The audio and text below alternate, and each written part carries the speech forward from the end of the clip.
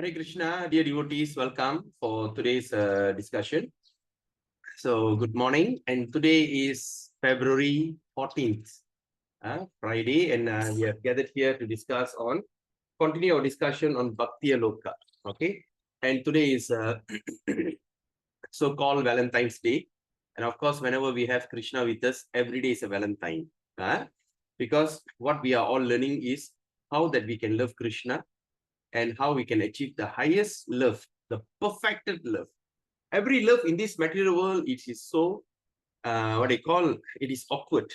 The love in this material world is always awkwardly positioned because the love that doesn't last. Example, when a young couple were in love, especially during my college time, I see all these guys in love, but the thing doesn't last. They call it like puppy love and all this kind of nonsense love, right? So all that loves in this material world doesn't last. And it basically, in fact, even a married couple also is not loving enough. So actually, in this material world, everything is pathetic, just opposite of what we can see. So we are looking for an eternal love, the love that our heart is no longer broken, the love that that stays forever, birth after birth. So that's the thing. So today is Valentine's Day. So we can say it as Happy Krishna Conscious Valentine's Day. I don't understand who is that Valentine, the guy Valentine. But whatever it is that constitutional position, or that is something that every living entity is looking forward. Every living entity, okay, especially sometimes when you see cat and dog, the cat will come to you, meow, so near to you, because everybody's hankering for love. All right. So this kind of love is easily fulfilled when we practice Krishna consciousness. Okay. So first we have the reason that we have studied this Nectar of Instruction, because how you can be a perfect lover to Krishna. And who is that guide? The Radharani and the Gopis are the guide. Okay. Like for instance, it is mentioned among all the holy places in this world, in this universe, what we have studied in chapter text instruction number 9, if I'm not mistaken. Okay. A place Mathura in this material world is even more elevated than Vaikuntha in spiritual world. Prabhupada described. So, why? Because Krishna was born there. And which place is even more elevated than Mathura is Vrindavan forest, right? Talavan and all these forests. So why it is more elevated? Because Krishna had his Rasa Lila pastime with the gopis. And what is above Vrindavan forest is Govardhan Hill, because Krishna lifted the Govardhan Hill and gave protection to all the denizens of Vraja, and all the denizens of Vraja were in great love. They never were astonished how this young 7-year-old boy could carry the entire mountain in his small pinky finger. But they're just going there and they're just looking at him, and all were grazing his beauty. They were in so much in love. They were grazing. They were not worried about rain, thunder, storm, because Indra sent a huge thunder, what they call the rain of dissolution, or supposed to be the rain of destruction. The thing's supposed to be destroyed. But nobody was worried. All were there, and nobody was even wonder how this guy, young fella, could carry the entire mountain. Who is he actually? No one even thought about it. Nobody thought. They were just sitting there and just grazing the beauty of Krishna.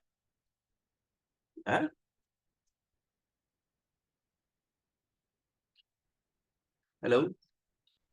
Am I audible? Why suddenly I became jammed up? Am I audible, dear devotees? Yes, Prabhu, you're audible. No, suddenly I see my thing got frozen. So then above that Govardhan Hill, which is something which is more elevated than Govardhan. Okay, another thing is Govardhan Hill is the place where he used to bring his cows to graze.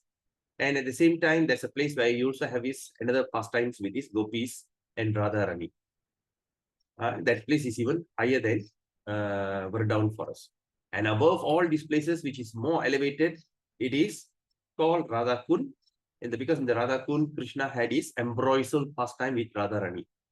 He was in so much of love. Actually, basically, he was melting in love. That's why the water of Radha Kund is the topmost. So what we can understand from here, everything is love, and Krishna wants our love. He doesn't want your rules and he doesn't want your anything else. So why we call it devotional service? The devotional service means you are devoting yourself to serve. You only can devote if you are in love with someone.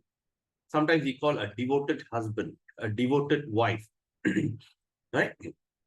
Rarely we heard devoted children. Huh? It's very rare thing. Children's always like that. But devoted wife. Why? The wife is so devoted to the husband. Even she's willing to give up all her comfort. She gave up the place that she was born. She come to a new place. In fact, she even changed her surname. The surname is no longer her father's name. It follows the husband. And after that, she just merges into that husband's family and be part of that husband's family. Sometimes forgetting her maternal home. Maternal, she even forgets that. She can't much. Why all this is happening? Because of love. Because of love. She comes in. So that's called devoted. So similarly, we are all trying to be lover of Krishna. Our ultimate goal is not heavenly planet, because in heavenly planet, you enjoy yourself. Even you go to Brahmaloka, you still enjoy yourself. Even you go to Vaikuntha Loka, some or other will be because the place devoid of suffering. Of course, there's no doubt about it.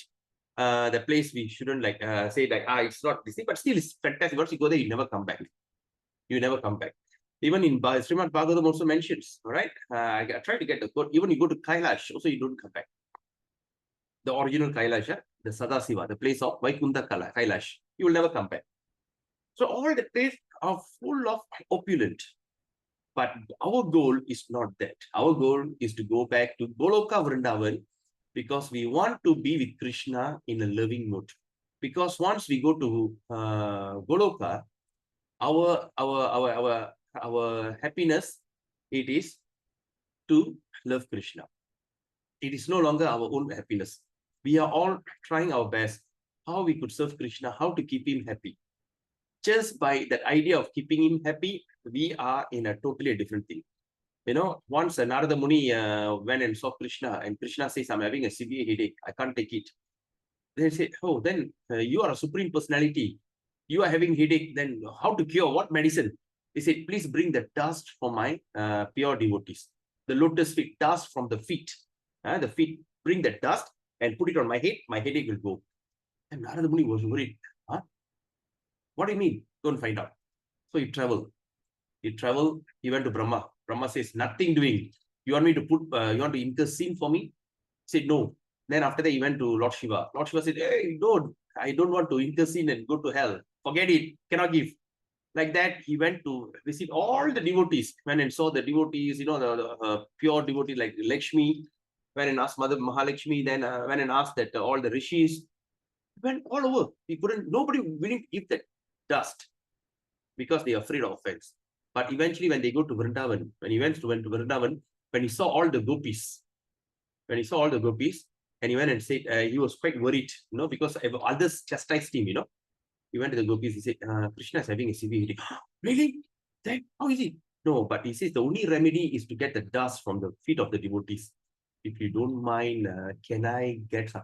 You want my dust? Take it.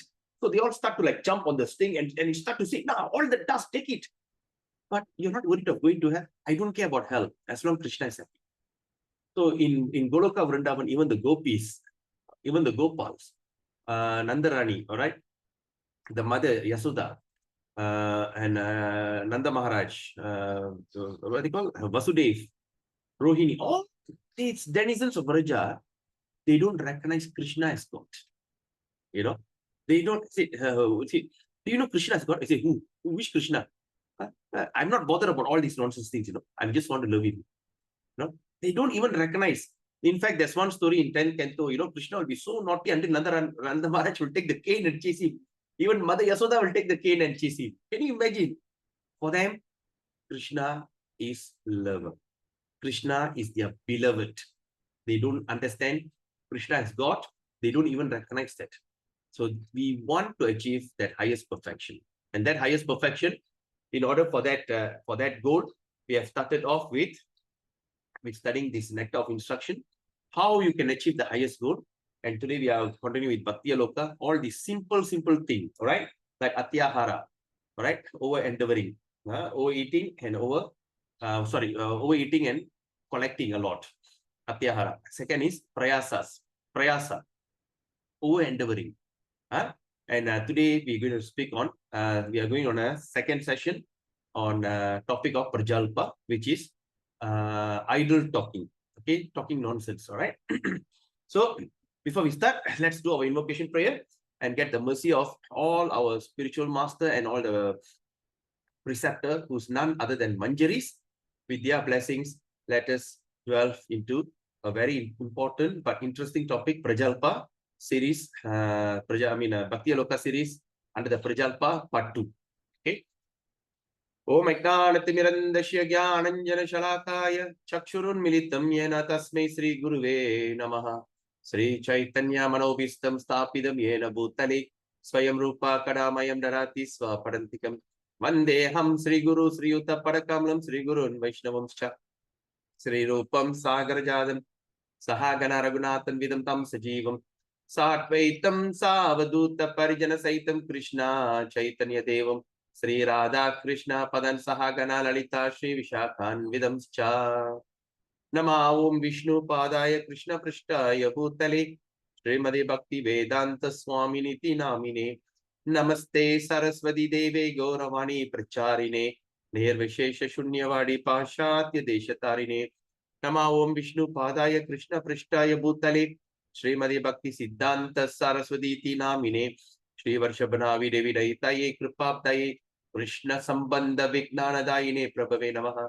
Madhuryojvala Premadiya Sri Rupanuga Bhaktida Sri Gaura Karuna Shakti Vigrahaya Namastute Namaste Gauravani Shri Murtaye Dinatarine Rupanuga Viruddha Pasidanta Dvanta Harine Namo Gaura Kishoraya Sakshat Vairagya Murtaye Vipralambara Sambodhe Padambu Jayate Namaha Namo Bhaktivinodaya Satchidanandanamine Gaura Shakti Swarupaya Rupanuga Varayate Gaura Virbhava Bhume Stvam Nidasa Sajjana Priya Vaishnava Sarubhauma Sri Jagannataya Te Namaha Vanchakal Patrubhyascha Kripa Sindhu Bevacha Paditanam Pavinibhyo Vaishnavibhyo Namo Namah Om Mahavadanyaya Krishna Prema Pradayate Krishnaya Krishna Chaitanya Namne Garatise Namaha Om Panchatattvatmakam Krishnam Bhakta Rupa Swarupakam Bhaktavadaram Bhaktakyam Namami Bhakta Shaktikam He Krishna Karuna Sindhu Dina Bandho Jagatpade Gopesha Gopika Kanta Radha Kanta Namastute Tapta Kanchana Gaurangi Radhe Vrindavaneshwari Vrishabhanustude Devi Pranamami Hari Priye Jai Shri Krishna Chaitanya Prabhu Nityananda Shri Advaita Gadadhara Shiva Shri Guru Bhakta Vrinda Hare Krishna Krishna Krishna Hare Hare Hare Rama Rama Rama Hare Hare Hare Krishna Krishna Krishna Hare Hare Hare Rama Rama Rama Hare Hare Hare Krishna Krishna Krishna Hare Hare Hare Rama Rama Rama Hare Hare Om Namo Bhagavate Vasudevaya Om Namo Bhagavate Vasudevaya Om Namo Bhagavate Vasudevaya Hari Om Tat Sat. So dear devotees, so today we're going to continue our Bhaktiyaloka second series. On the topic of Prajalpa. You all can see the screen, right?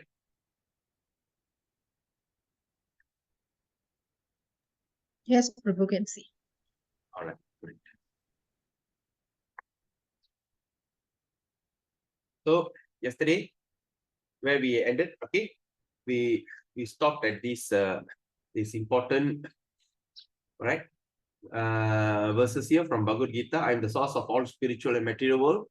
Everything emanates from me. The wise, the intelligent people who know this very well, perfectly, will engage in my devotional service and worship me with all their hearts. Can you imagine worship with all the hearts means? That means with full of love. The thoughts of my pure devotee dwell in me. Their lives are fully devoted to my service, and they derive great satisfaction and bliss from always enlightening one and another, conversing about me. Then in 9:14, always chanting my glories, endeavoring with great determination, going down before me, these great souls perpetually worship me with devotion. In this way, the practicing devotee should cultivate unalloyed devotion. Unalloyed devotion means, unalloyed devotion means, where is it? Unalloyed devotion. What does it unalloyed devotion means? That means the devotional service which is not tainted, which doesn't have any kind of motive. Just like how the husband and wife, or the mother and the child, they love each other. They love each other without expecting any, there's no motive behind it. There's no motive. It is only pure love. Okay, unalloyed devotion. So when you see in that relationship, we're having a good, in pure love, there's a time that always will be quarrel will be starting. If a person, if you see that they are always in love and there's no trace of quarrel, something is not right. Something is not. We should have some quarrel, because quarreling is part of what they call loving exchange. Radharani will get very angry with Krishna, and Radharani sometimes chastise Krishna. There'll be a pastime. I think we will study that. I think, if I'm not mistaken, in Nectar of Devotion. This one book. Yeah. Okay. If we come across that book, we can speak about that. Radharani will get very angry with Krishna, because you know why? Krishna will appear there, and all of them running out, pop, he'll disappear. Until Radharani will be scolding Krishna, he say, you thief, you rascal, you mad, all kind of things, So everything that how the husband and wife used to fight and quarrel, the same thing happening with Radha and Krishna. Of course, but here in this material world, as the situation is getting more and more pathetic, things are going crazy.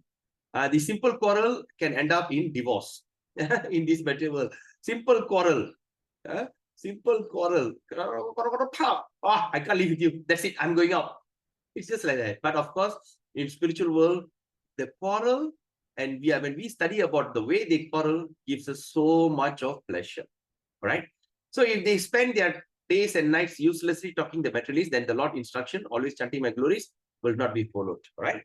All right. So that we have already passed through this thing.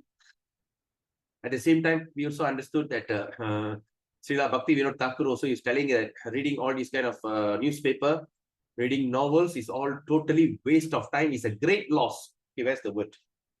All right, he just mentioned the word so much about practicing devotee. For practicing devotee, if you are a devotee who are practicing, all right, you are practicing. If you're going to read newspaper and all this kind of novel, is considered a great loss. But if these topics about pure devotee described in the newspaper, then can be read. Okay, after finishing their meal, mundane people normally smoke and engage in useless talk of all the goddess. It's certainly difficult for them to become a follower of Srila Goswami. Reading novel at the same time, but if he gets a novel, a story like Puranjana in the Srimad Bhagavatam, then reading that it's not an impediment, rather it's a beneficial. Okay, so we are starting our part 2 under Prajalpa, idle talking. Argument is a Prajalpa. Okay, that means it says an argument. Argument is Prajalpa. Okay, that is adverse to devotional service. What does that mean? What does it mean, adverse to devotion? So if you're going to argue in devotional service, it's okay. But if it's not going to be for devotional service, simply argue for no reason, all right, it is Prajalpa, idle talking. All the arguments of the followers of Nyaya and Vaisheshika are simply godless quarrel. Okay, that means Rupa Goswami, Bhaktivinoda is mentioning about arguments of the followers of Nyaya and Vaisheshika. Okay, these two types of school is there. They are all simply godless quarrel. Okay, they just simply, oh, which is Nyaya? Nyaya means logic. Vaisheshika means the Mayavadi kind of philosophy. So which is better? Logic better or this better? All this kind of, sometimes, they used to quarrel. They sit down and it's all simply godless, waste of time. They do not yield any result other than wasting their mind's strength and increasing of one's restlessness. Sometimes when we see people, especially those people who always talk about science is superior, the DNA, we came from Africa, and sometimes that another theory of evolution, that man came from monkey, and they try to waste all their time to prove that man actually came from monkey. And of course, they said that the whole world came from Africa. That's why one of my close relation, he's an atheist, and because he always believed in science. They said, yeah, after so many millions of tons of years, all right, and we are still look totally opposite of African. Just imagine, like Chinese suddenly turn yellow. Chinese, the people was living in this kind of archipelago, say like Malaysia, Indonesia, and all the Oriental country like Japan, Korea, China, all this part of the world, they all look yellowish. Then in the middle part of the world, right, like say like India, towards Bangladesh, India, and all this like up to Arabian, all this kind, they look they look brownish. Then when you go to opposite, we go further down, we go to Europe, they all look whitish, and sometimes they look reddish, like a Scandinavian, right? When the sun shines, they turn red, right? And after that, you go further down to after that continent, you go to the next continent, Africa. Everybody is blackish. How can that color simply change? Then my argument was, for 300 years, the Africans were brought to America as a slave. But until today, for the last 300 years, they never changed their color. They still remain black. Maybe they became lighter black, but still they're black. For 300 years, don't tell me even 1% cannot even turn into a lighter color, because they all migrated to cold country. America is very cold country. So when you go to cold country, they didn't change. Okay, we talk about Africa because of the suntan and burn and no, this pigmentation. Okay, you are done, you are black, fair enough. But when you cross over, why they have not changed color? When the British came and ruled India for 300 years, why they have not changed to brown? Why they still remain white? Even after they get married, even what the child they produce also still remain white. There's some people even lived and died in India, the Westerners, during that imperial time. They have not changed color. So all this kind of is all bogus, what they call research. So it's just wasting of their mind strength.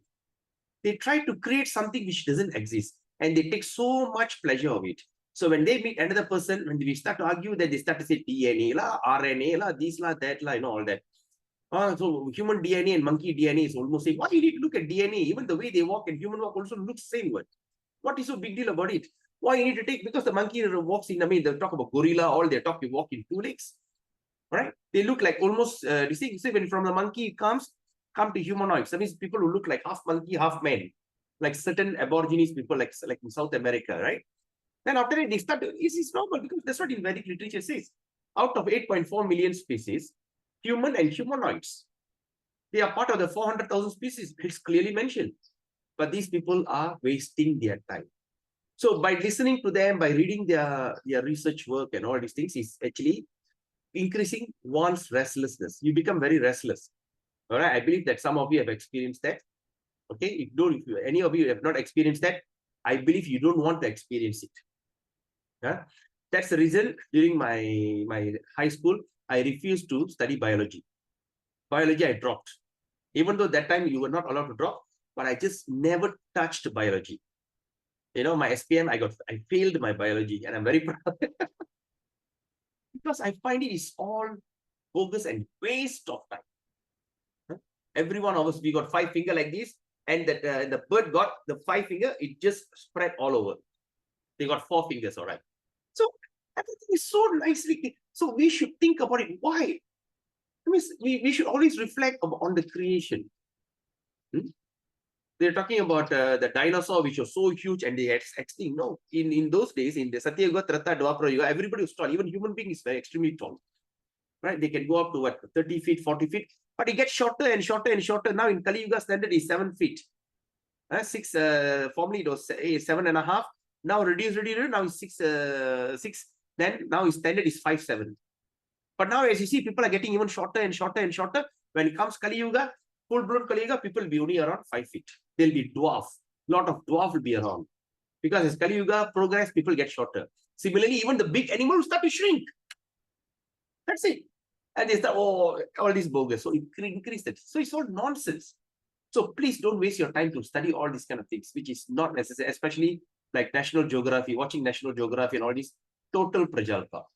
Okay, in the Vedas, Katha Upanishad is mentioned in 1 to 9. It is said, Naisha Tarkena Matir Apaneya. This intelligence cannot be attained by argument. Please underline this word.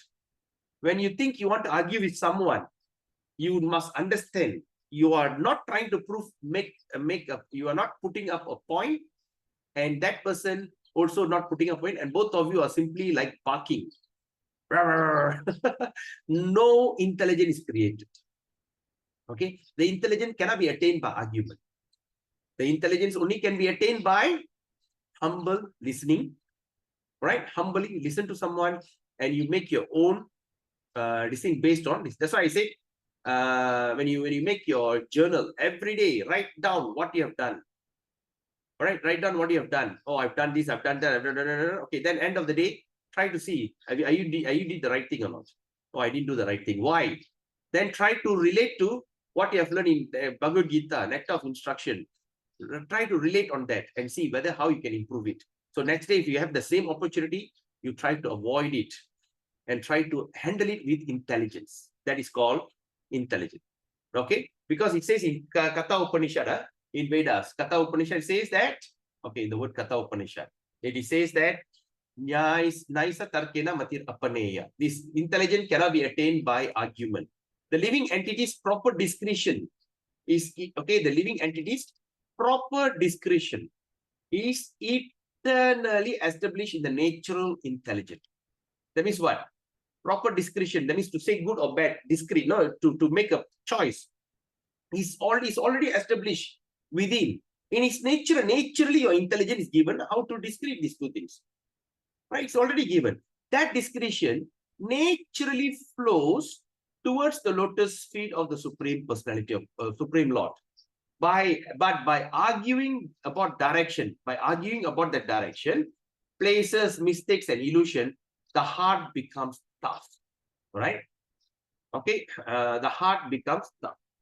That's why when you talk about arguing about direction, are you going on the right direction?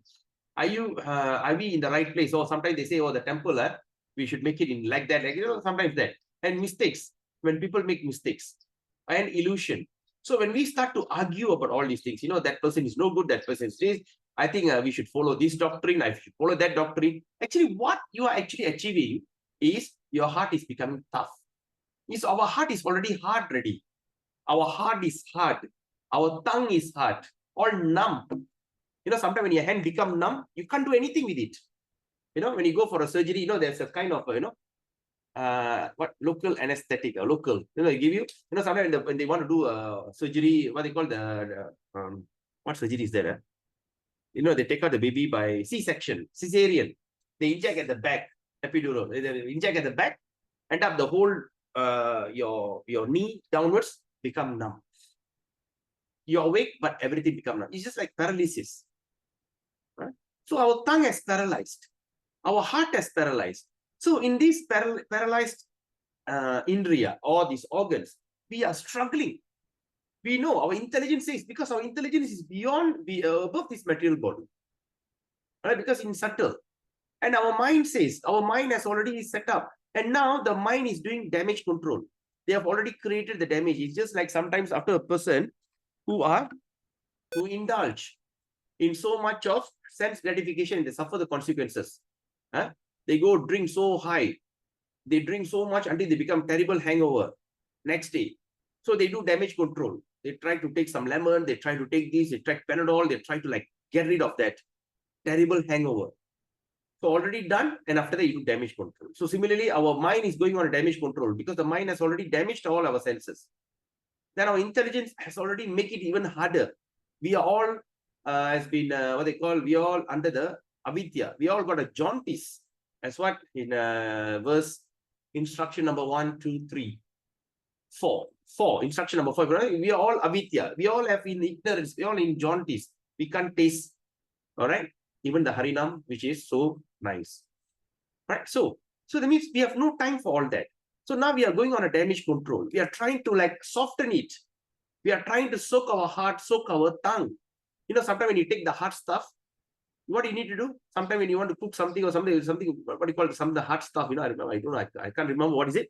You usually put it, okay, you have to go and bring, what they call?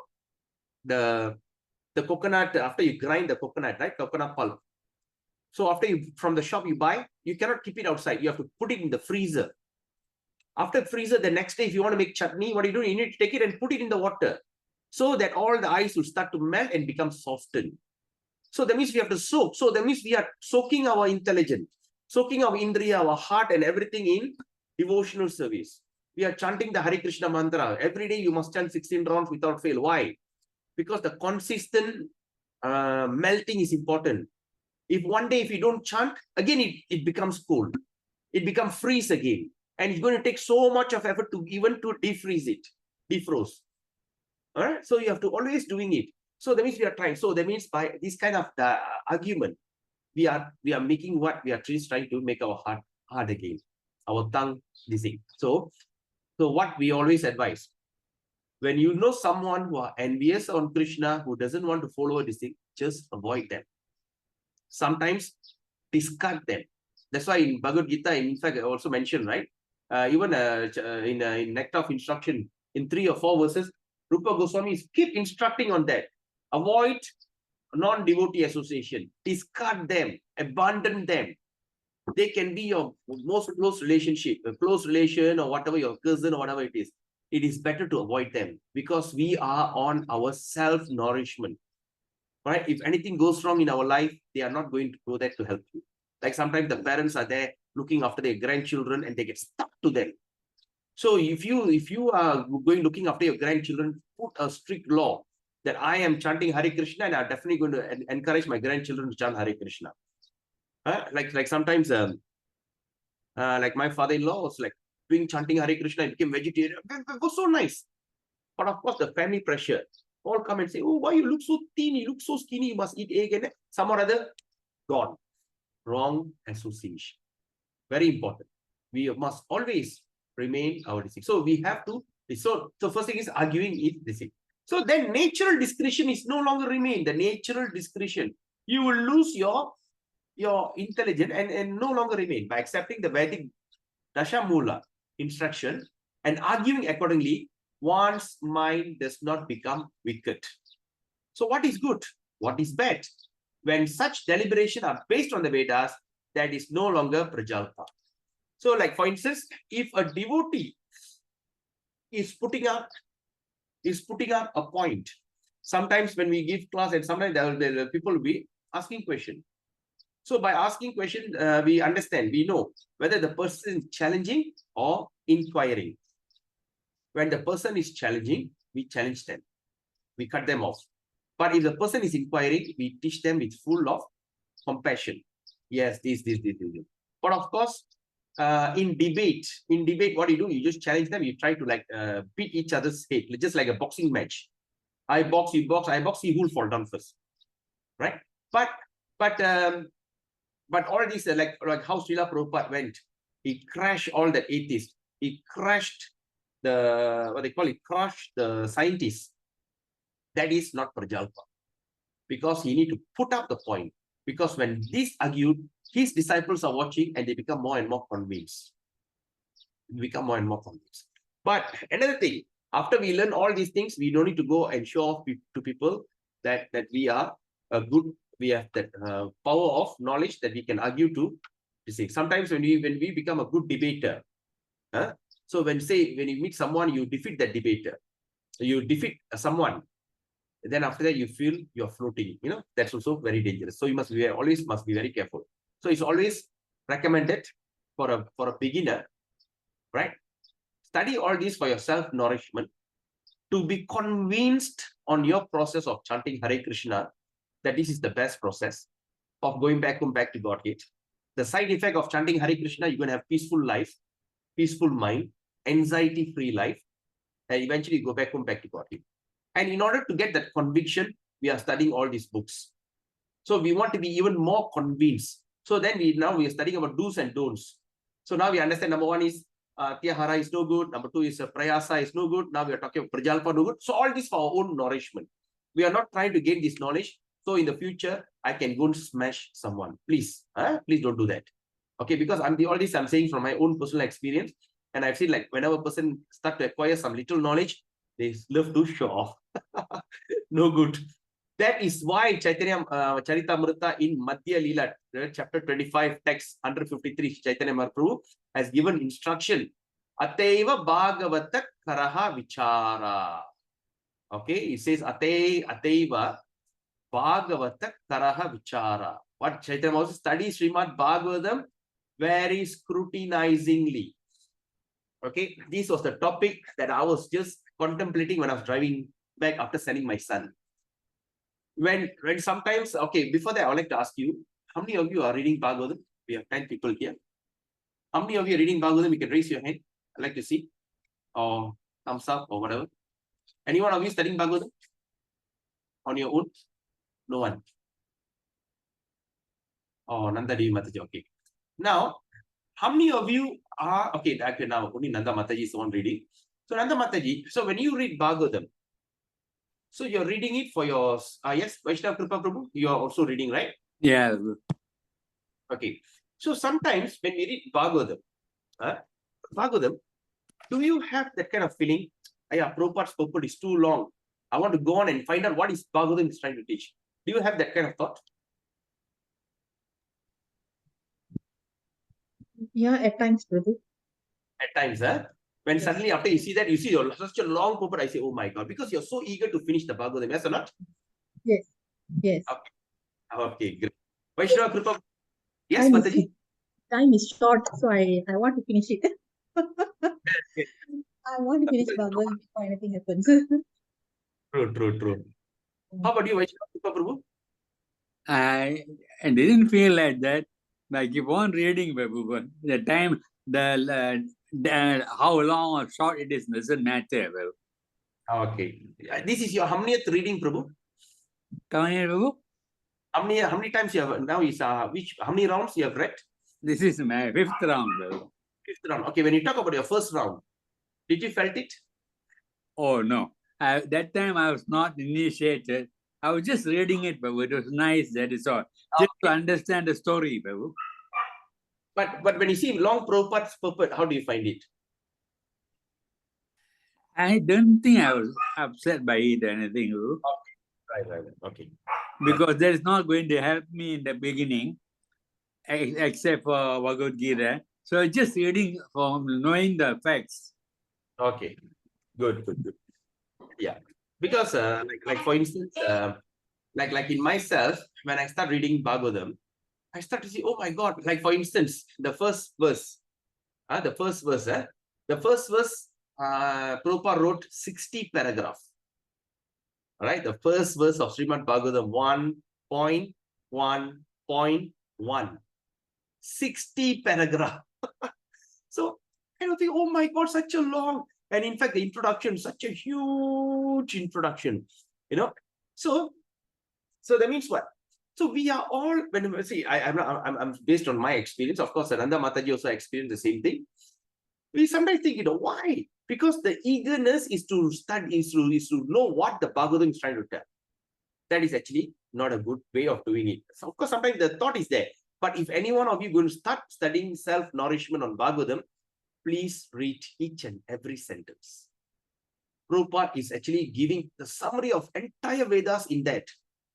All right? That's why because that's the thing that I was contemplating this morning. But now I see the verses here. Madhya Leela 25.153. Ateva Bhagavata Karaha Vichara. Study Srimad Bhagavatam very scrutinizingly. So how are you going to study scrutinizingly? By reading Prabhupada's purport. Because when Prabhupada is giving a long explanation on that one verse, so it is a detailed and scrutinizing study on that subject. Yes, Vaishnava Kripa Prabhu? Yes, but when you read Bhagavatam, even acharyas who give lectures and all that, Prabhu, the Sanskrit part of it, they don't seem to be given much importance, Prabhu. What is your opinion, Prabhu? The Sanskrit verses, should you be reading that? Sanskrit, yes, you just read because you're following that terminology. Yeah. Sanskrit, then you study the word by word translation, then the translation, then the purport. Yeah. So it is just for because the most important we are here is not to become a Sanskrit scholar, but sometimes even you start to read in Sanskrit, taste is even better. It's just like Tirukural. Tirukural translated into English and the original Tirukural in Tamil is two different things. In Tamil, it's more tasty, of course, to see it. So you just need to read it. It's like in the Sankhya, Atyahara Prayayascha, Prajalpo Niyamagraha, Janasangacha Laulyam Cha, Tadbir Bhaktir Vinashati. So, okay, so but is that me? No. You just because that was the original compilation. That means the originally we have written in Sanskrit. Yeah. Just say it out and just listen to the train. But the most important is the subject matter. That's why when during Krishna, what they call when I sometimes when I do this 700 verses recital, recite the entire Bhagavad Gita 700 verses. Usually, what people do, they like to sing the Sanskrit. Yes or not, Prabhu? Yeah. Dharma Kshetre, Kurukshetre. Okay, they all sing Sanskrit, all sing 700 verses. I say, what is the point? The idea about Bhagavad Gita is not to become a the Bhagavad Gita is an instruction. So what I do, I think have you attended my 700 verses, Prabhu, before? Yeah. You have attended, huh? Prabhu? Have you attended my 700 verses recital, Bhagavad Gita? Not yours, from other lectures, other lectures, Prabhu. Okay, that means you only sing the Sanskrit, right? Only the Sanskrit part of it. What I do, I think I've done that twice. So far, I've done that twice. We sit and read the entire 700 translation. We don't read. You did it the first time I met you. You did that, Prabhu. Yeah, okay. Then you have attended mine, right? Yeah. So if I say like 70 people turn up in that Zoom call, each will take 10 verses. Yes or not? Yeah, Prabhu. So read because we want people to understand what Bhagavad Gita is trying to teach. The message of Bhagavad Gita is not to become a Sangeet Pandit. All right, Sangeeta Vidwan. We don't want people to become a great traditional singer or Sanskrit pronunciator. All that are not important. That is only a relish. All right. The cake is tasty. The cake with ice cream is even icing, which is even more tastier. Yes or not? But not the icing, still you can enjoy the cake. So what is that goal in that cake? The icing attracts you to come and taste the cake. If you just simply cut the cake, which is empty, a cake. But suddenly you see a cake with some kind of beautiful icing, your eyes are attracted and allow you to come and take it. So similarly, the Sanskrit is, of course, is the word that is spoken by Krishna himself. Fair enough. It's very powerful. Krishna and the word Krishna, these things. Right? But of course, but the thing is, the message is, we must understand the message. What is that message of Bhagavad Gita? So, can we chant Hare Krishna in English translation? Oh, most beautiful one. Oh, most attractive one. Oh, reservoir of pleasure, engage me in the service of you. Next round. Oh, most beautiful one. Oh, most attractive one. Can we do that? No. So, the knowledge we can, because here we are acquiring knowledge. Our knowledge we are acquiring, and the most important is the subject matter. And of course, the Sanskrit, we have to pronounce it because it was the original written. Every word in Sanskrit, like Ataiva Bhagavata Karaha Vichar. Who said that? The word Ataiva Bhagavata Karaha Vichar actually came from the lotus mouth of Chaitanya Mahaprabhu. The real exact word that Chaitanya Mahaprabhu uttered, Ataiva Bhagavata Karaha Vichar. But now we have translated into English. Study Srimad Bhagavatam very scrutinizingly. All right. So we are translating the word of Chaitanya Mahaprabhu. But the original word of Chaitanya Mahaprabhu is Ataiva Bhagavata Karaha Vichar. So when we say that word, because the word is composed through the intelligence of Chaitanya Mahaprabhu, the word Ataiva Bhagavata Karaha Vichar has the potency of that, because Krishna is omnipotent, omnipresent. the word Krishna and Krishna himself, there's no difference. Yes or not? So similarly, that's the thing. So we have to read that Sanskrit. Then after that, start to relish it. So, or sometimes they say, Ateva Bhagavatakara Vichar, that look, pay attention to study Srimad Bhagavatam. I'm not saying that. Appreciate that word. Ateva Bhagavata Karaha Vichar. What is Ateva means? Atta Eva. Then Bhagavata. So Ba, Ga, then Vata. Alright, what is that? Bhagavata, Bhagavat. Okay, this thing. Then Karaha, Vichar. Visarane. Vichar means Visarane. That means Visarane means what? In Tamil, we use the word Visarane. Visarikkirathu. Visarikkirathu enna artham? Nunukama oru vishayatha paakkirathu. Okay? நான் போய் விசாரிச்சுட்டு வரேன். கேட்கறது வேற, விசாரிக்கிறது வேற. Police என்ன செய்வாங்க? விசாரிப்பாங்க. என்ன விசாரிப்பாங்க? Scrutinizingly investigating. So when we try to put all this, it is more nourished. So always must read the Sanskrit or Bengali and must read that word to word translation. Then when you read that and word by word translation, you understand the subject even more deeper. Okay, Prabhu? All right, let's continue. So discussion is to establish the knowledge. So the discussion to establish what? The knowledge of one's relationship. Okay, one's relationship with the Lord is not Prajalpa. So when we are discussing here, right? Or sometimes they can say, you know, oh, these guys got nothing else to do, you know. Sit down and talk. Simply talk. But what story we talk? You know? Oh, they say, you all don't need to work. Just sit down in one corner and just talk about Krishna. You know? But that is not Prajalpa. It's mentioned here. Bhaktivinoda Thakur is saying that's not Prajalpa. It is establishing the knowledge. That means the more we speak about Krishna, the more we start to appreciate about him. And that is not Prajalpa. Those who conquer the assembly, okay, now, those who conquer the assembly of useless argument, all right, do not reach any conclusion. They don't come to any conclusion. All right, assembly, all right. Sometimes it's sometimes quite common. Whenever we go to certain place, you know, go for any family gathering, they always like to target us and sit around us and ask a question. Why? Why Krishna? Why not Vishnu? Why Krishna? Why not Shiva? Why Krishna? Why not Ganesha? All these kind of things. So when then after that we start to like argue and everything. We try to even when you try to prove through some argumentative skill, you win that argument, but no conclusion is made. They are not willing to accept. So, and therefore it is certainly one's duty to give up such logician. So it's one duty to give up, the word give up, such logician association. All right, because these people are all asking logics, right? So logician. This is confirmed in Chaitanya Charitamrita Madhya Lila 12.183 by Vasudeva Sarvabhauma. Who said this? Srila Vasudeva Sarvabhauma. Okay, please, sir. Mark this word if you can. If those who are studying Chaitanya Charitamrita, you can take this as reference. Madhya Lila 12. Madhya Lila means second. The Srimad Chaitanya Charitamrita divided into 3 books. Adi Lila, Madhya Lila, and Antya Lila. So Madhya means in between. So Madhya Lila 12, chapter 12, text 183. Vasudeva Sarvabhauma said, Tarkika Srigala Sange Biu Khari Se Muke Ebe Sada Kahi Krishna Hari. In the association of jackal. Now let's look at the word Tarkila Shrigala. What is Shrigala means?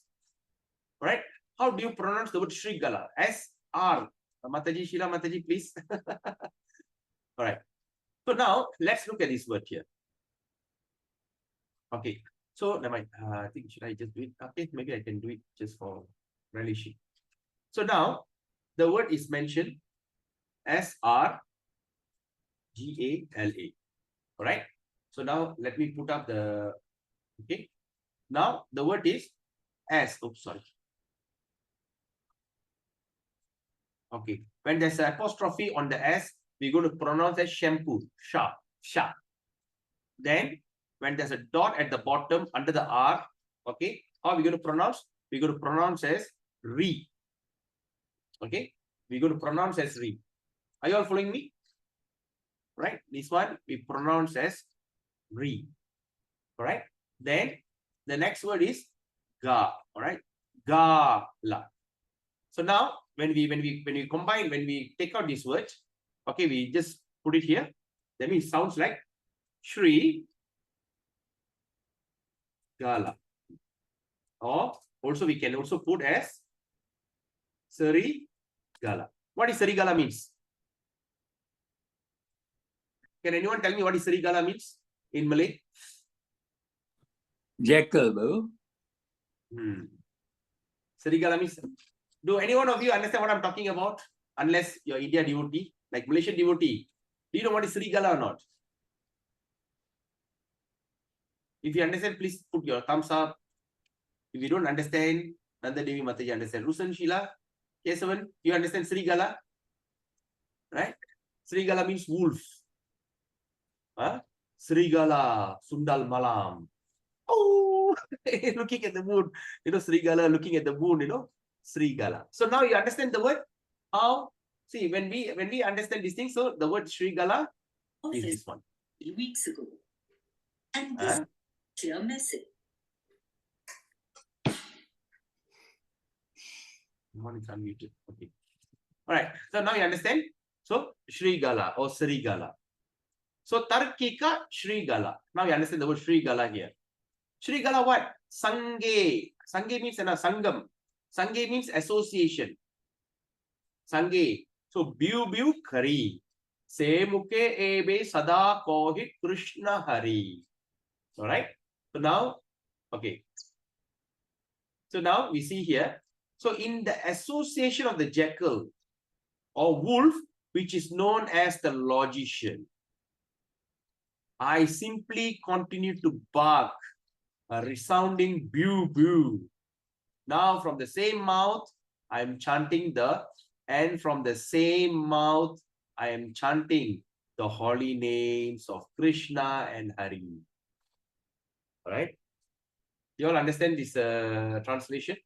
In the association of the jackal, association jackal or wolf, known as logician. So all the logicians and all these, I simply continue, but like, you know, like the way how the jackal move. Oh, I don't know. Come on, are you following me or not? Give me some excitement, lah. Come on, say something. Yes, Prabhu. Okay, great. I feel like talking to myself. All right. So, boo, like that. So in the association of jackal and this thing, I'm just simply barking like a wolf. Oh, like that. But now from the same mouth that I used to boo, I am chanting the holy name of Krishna and Hari. Right? The same one. Those who are accustomed to discuss spiritual, those who are accustomed, all right, to discuss the spiritual man should remember the word of Varanasi Sannyasi as found in Chaitanya Charitamrita. All right. So that means those who are accustomed, okay, Paramartha Vichara Gela Karimatra Vada Kohan Mukti Pavo Kohan Krishnera Prasada. The atheist, headed by Mayavadi philosopher, do not care for liberation or Krishna's mercy. They simply continue to put forward false argument and counter theories, the atheistic philosophy, not considering or engaging in spiritual matters. So it's always like that. So what is the thing? It says those atheists headed by Mayavadi philosopher, they do not care for liberation or Krishna mercy. They just love that false argument and counter theories to atheistic philosophy, not considering or engaging in spiritual matter. So useless argument arise from envy and pride. Okay, please underline this word. Okay. Useless argument arise from envy or pride. When a person, you are trying to talk to me. You know, who am I? So pride. And sometimes when you're envy of someone, so the one is speaking with pride, the opposition speak with envy. All right. So aversion or attachment to sense gratification, aversion or sometimes attachment to sense gratification, or foolishness of self-pride. Foolishness or self-pride. Quarrelsome people also become intoxicated. That means those who love to quarrel. You know, there's a fighting cocks around, right? They just love to find a, you know, like I've got one auntie here. She always, whenever any gathering, she loves to quarrel. Sometimes when she comes, people try to avoid her. You know, when she comes, she just try to pick something in something. You just love to quarrel. It's their habit. Also becomes intoxicated, because this is what they call Srila Bhaktivinoda Thakur very nicely explaining. Intoxicated is a kind of intoxication. It's kind of drugs, all right, by useless argument. By the use, there's one guy in Ipoh, I don't mention his name, he's quite a very popular guy. He got the title in front mic. You know, he say when he catch the mic, he will never let go. Okay, if I mention the second name, maybe some of you know, I don't mention. So just Mike, Mr. Mike X, not that M-I-K-E here, the mic, he loves to hold the mic. If he gets the mic, that's it. All right. If he gets the mic, he will never let go of the mic. That guy, whenever there is any meeting or when they start to see him, people will finish. He loves to argue. He loves argument. And it's a kind of kick for him. He's intoxicated. Right? So while discussing the topic of Lord and his devotees, the practicing devotee should always be careful to avoid useless argument. So what is Bhaktivinoda Thakur is actually giving all of us, because we are the practicing devotees. Okay, we are all the practicing devotees. So we must be very careful, because to avoid this kind of useless argument. All right. So talking without reason about other people is extremely adverse. Okay, now another thing that Rupa Goswami is explaining, why we are talking about this, because we are all preparing ourselves to become a pure devotee of Krishna. So we have to take this instruction very seriously. That is, talking without reason about other people is extremely adverse to devotional service, my dear Prabhus and mothers. Always remember that, right? Don't think that when you talk about someone, you're trying to make a point, right? About others is extremely adverse. Okay? And extremely adverse to devotional service. Please underline this word. Talking without reason about other people. So if you know other people who are doing any mistake, pray to Krishna, pray to Guru Maharaj, dear Guru Maharaj, dear Prabhupada. Kindly show him the path. You do not need to go and speak about them. You do not need to say, you know, that person did this, did it. No, what is the point?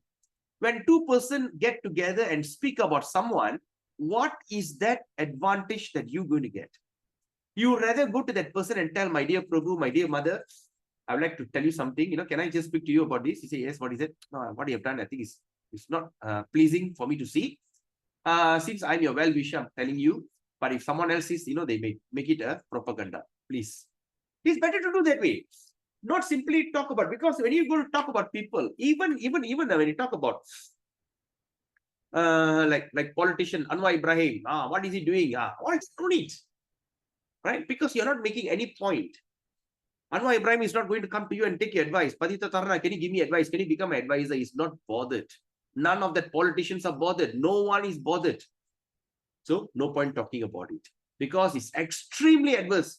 I mean, Bhaktivinoda Thakur is mentioning extremely, that means it's really to devotional service, the devotional service that we are working so hard to accumulate.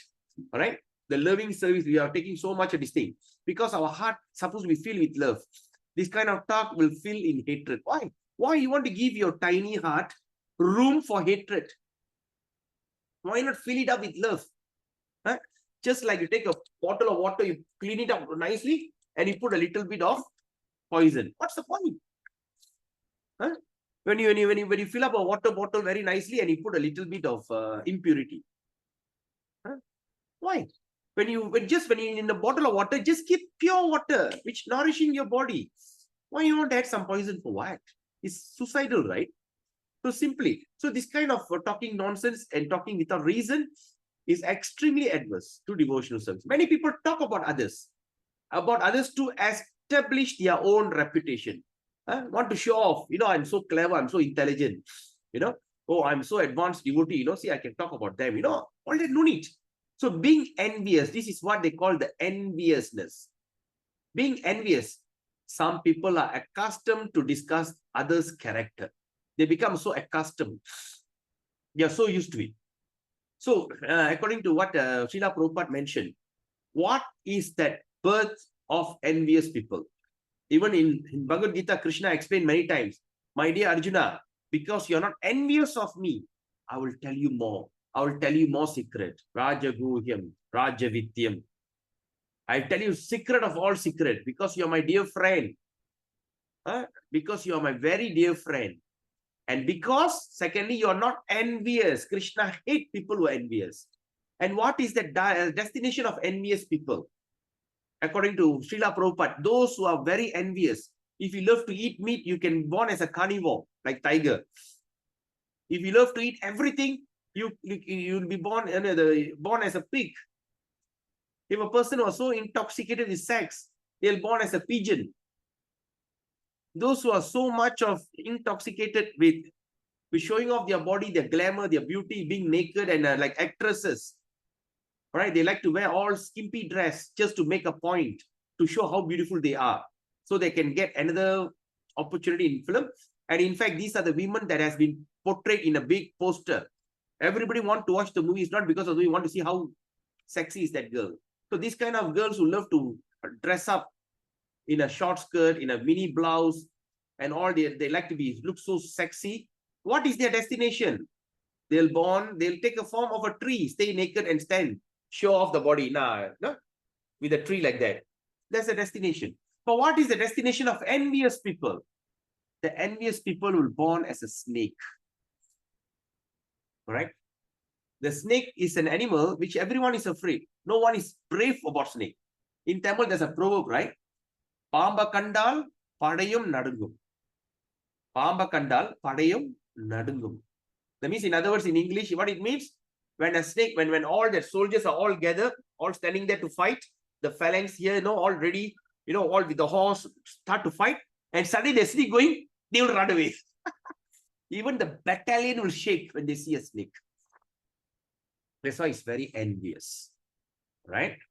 Envious. So that means we must be very careful. We have to check and balance ourselves, because this Nectar of Instruction, Bhaktiyaloka, we are going on a very detailed subject, because we may not repeat these forever, because we are moving on. After this, we're planning to go into Nectar of Instruction, Shikshastaka, and Shikshastaka, or maybe Nectar of Devotion. Then there's another book called Nectar of Devotion, Sindhu Bindu.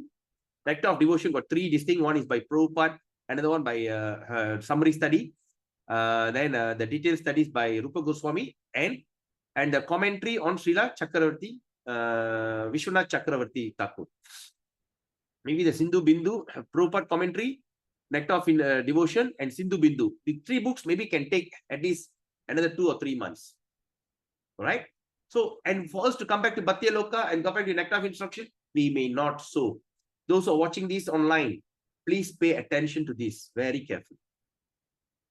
Those who are sitting here and reading, this is once and for all attempt. That's why we are going so much in detail. Take our own sweet time. But even a small word that can inspire us. Right?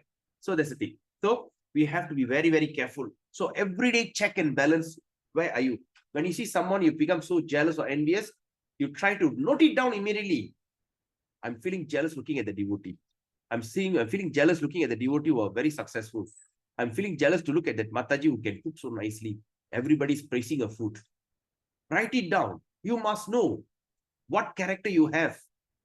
You are checking and balance. Sometimes your car, of course, it's your car. Suddenly you can hear some sound on your tire. You cannot say, oh, my car is perfect. You have to get down and check your tire. Hey, what's wrong? Is there any bulb or not? Any hump or not? Is there a puncture or not? Sometimes when you drive, you get a sound on the thing. What is it? Is it electrical distribution? Or is it my timing chain, timing belt?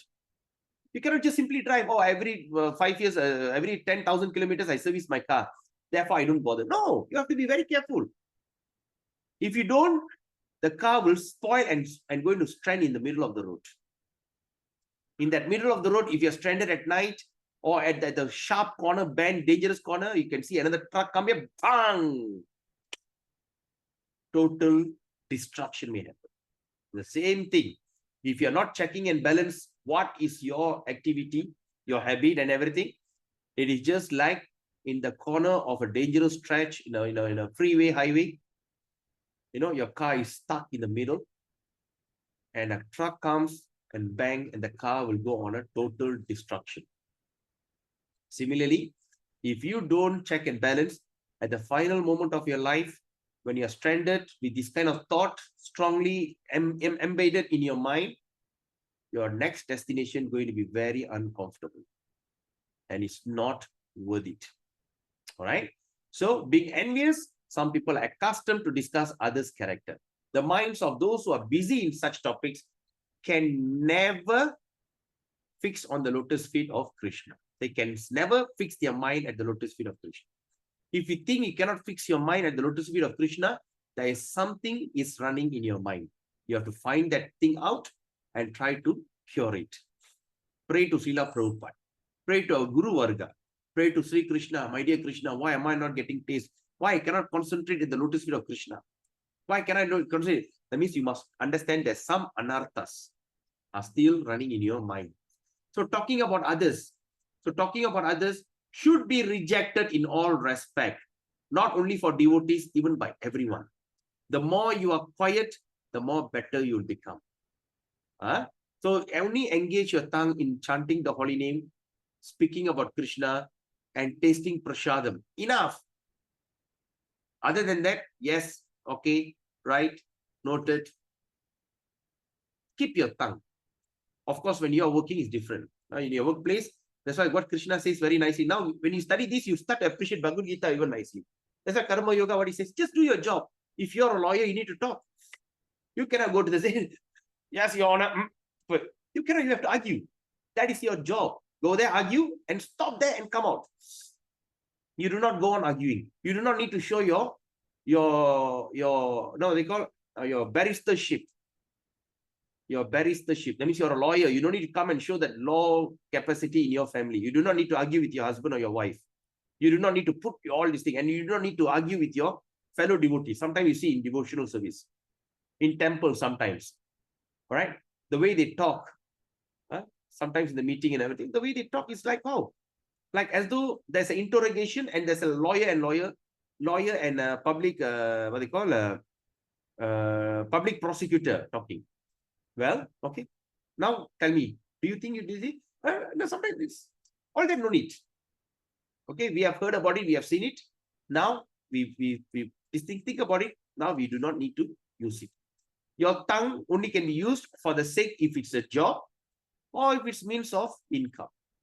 But other than that, don't waste it. So talking about others should be rejected in all respect. But in the practice of devotional service, right? So in the practice of devotional service, there are many favorable topics that are faultless. There's so many topics which is no fault, even though they are about others, right? So sometimes when you talk about, when we talk about the story of Ravana, Ravana is such a demon. We talk about Hiranyakashipu. We talk about Shishupal, who was cursing Krishna, and Krishna was counting. Because Shishupal's mother came and got a boon from Krishna. He said, your son definitely will die in my hand. And the mother came and begged Krishna, please don't kill my son. He's your cousin. They said, okay, I will kill him if he hits 100. Okay, talk bad about me until reach 100, I'll kill him. He said, okay, at least that. So Shishupala will be like cursing Krishna, So Krishna will be cursing, you are the most useless, you are most, and Krishna will be counting 1, 2, 3 until come 90. When he comes 100, he sends the Sudarshan and sever his head off. That's talking about others. All right, talking about Hiranyaksha, Hiranyakasipu. All these things for what? All right, for establishing our bhakti. So that is favorable, which is there is no fault about it, even though they are upon others. In order to completely renounce, so now what they call Bhaktivinoda Thakur is explaining, in order to completely renounce talking about others, one need to live in the forest. So So in order to completely renounce talking about others, one needs to live in the forest. Okay. The two different types of practicing devotee are the householder and the renunciate. So that means if you think that you need to completely renounce talking about others, the only place you should go is to forest. Because in forest, you're not going to see anybody and you got no one to talk to. You all got this idea?